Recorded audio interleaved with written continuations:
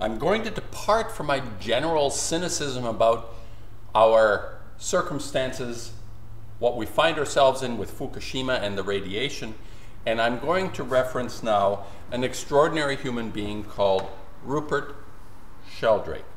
Rupert Sheldrake, morphic resonance, the fellow that has identified that the world is not what it appears to be, in line actually with somebody like Jane Roberts, who first proclaimed, I read Jane Roberts probably 25 years ago, that what really blew my mind at that time is that matter, energy, thought, consciousness is all interchangeable. It weaves into each other. And I'm going to just play a little bit of a thing. This is apparently a TED talk which was banned. It's called The Science Delusion. It is an answer to what's that hack, that atheist type, it'll come back to me in a minute, that was saying God, the God delusion, that whole thing. Rupert Sheldrake is the person. I'm going to just play a little bit of Rupert. The science delusion is the belief that science already understands the nature of reality in principle, leaving only the details to be filled in. This is a very widespread belief in our society. It's the kind of belief system of people who... Dawkins is who I was thinking of. Let's listen to Rupert a little more. Say, I don't believe in God, I believe in science. It's a belief system which has now been spread to the entire world. But there's a conflict in the heart of science between science as a method of inquiry based on reason, evidence, hypothesis, and collective investigation, and science as a belief system or a worldview. And unfortunately, the worldview aspect of science has come to inhibit and constrict the free inquiry, which is the very lifeblood of the scientific endeavor. Now, this is what I've been going on about in terms of art, in terms of what I do, and ultimately, if you can take over a system of thinking, which is called science, a system of thinking, which is called religion, is another version of it. They're very closely related in that both systems attempt to control our minds. That in order to be able to establish dominance, which seems to be what the most ignorant life forms on this planet have adopted, a philosophy of dominance. A dominance meaning that you pursue the pleasures of your desires to the degree that everything is destroyed. This is a kind of natural consequence of this philosophy of dominance, which is rooted in science and religion. This is my thought. Now I'm going to come back to, he's going to explain. Now I'm going to go ahead a little bit because it's a little long. I don't want to go the whole thing. I'm going to cut in where he starts talking about the 10 principles of how science has let us down. So let's hear it. But essentially the 10 dogmas which are the default worldview of most educated people all over the world are first that nature is mechanical or machine-like. The universe is like a machine, animals and plants are like machines, we're like machines. In fact, we are machines. We're lumbering robots, in Richard Dawkins' vivid phrase, with brains that are genetically programmed computers. Second, matter is unconscious. The whole universe is made up of unconscious matter. There's no consciousness in stars, in galaxies, in planets, in animals, in plants, and there ought not to be any in us either, if this theory is true. So a lot of the philosophy of mind over the last 100 years is trying to prove that we're not really conscious at all. Beautiful. So the matter's unconscious, then the laws of nature are fixed. This is dogma 3. The laws of nature are the same now as they were at the time of the Big Bang, and they'll be the same forever. Not just the laws, but the constants of nature are fixed, which is why they are called constants. This is especially important to artists who are always basically fixed. As you can see, art history is full of fixedness. Quite on the contrary, artists are in the forefront of the recognition that nothing is fixed, change is continuous and everywhere, and the laws of science do not apply to art. Let's hear what he has to say. Dogma 4, the total amount of matter and energy is always the same. It never changes in total quantity, except at the moment of the Big Bang, when it all sprang into existence from nowhere in a single instant. This is good. The fifth dogma is that nature is purposeless. There are no purposes in all nature, and the evolutionary process has no purpose or direction.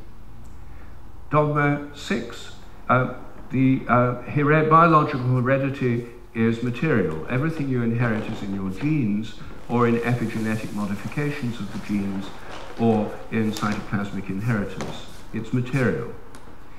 Dogma 7, memories are stored inside your brain as material traces. Somehow everything you remember is in your brain in modified nerve endings, phosphorylated proteins. No one knows how it works, but nevertheless, almost everyone in the scientific world believes it must be in the brain.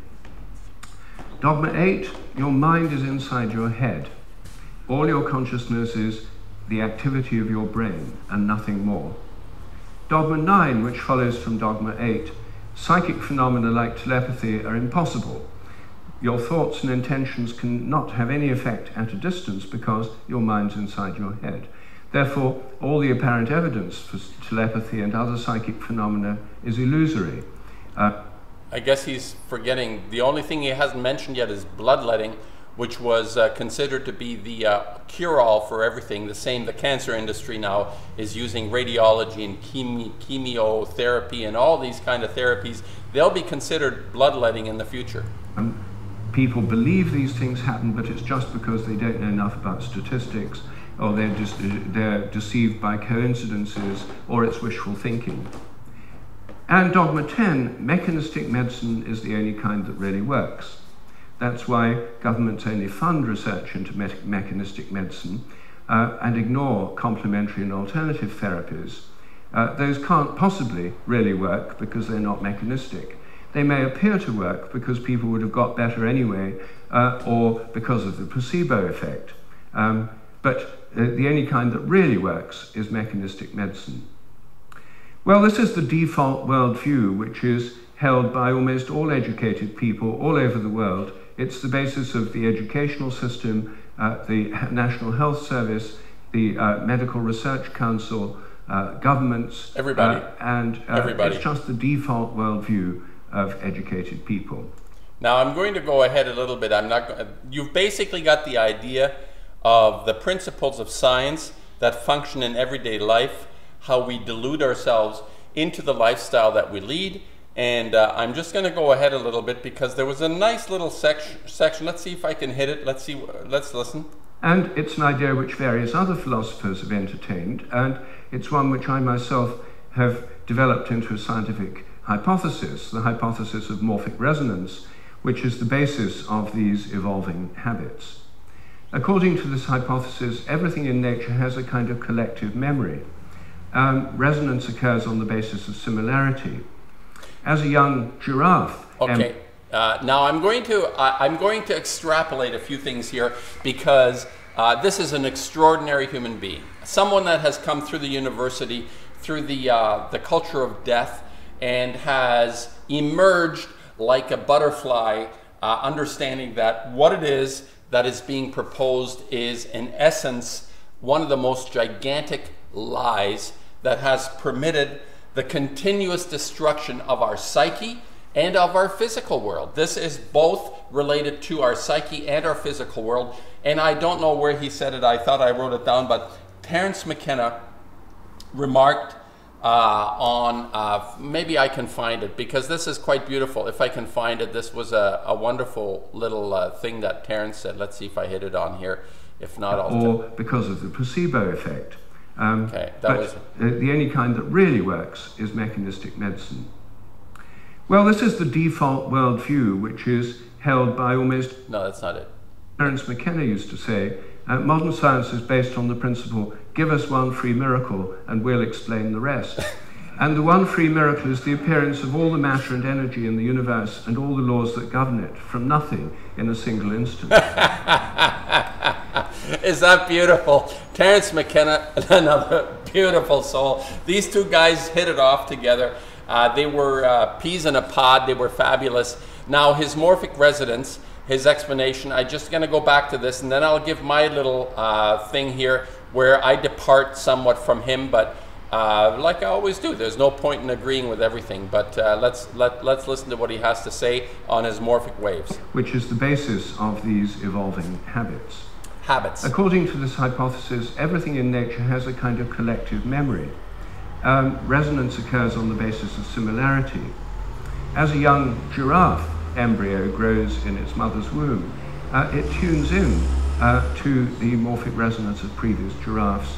It draws on that collective memory, it grows like a giraffe, and it behaves like a giraffe because it's drawing on this collective memory. All right, now I'm going to just comment briefly on this. I have no argument with this man. He is a wonderful man. By the way, he's presenting this little lecture in bare feet. This is maybe some sort of tantric Eastern recognition or whatever it is, but I like the fact that he's in bare feet as he presents himself in this banned TED Talk.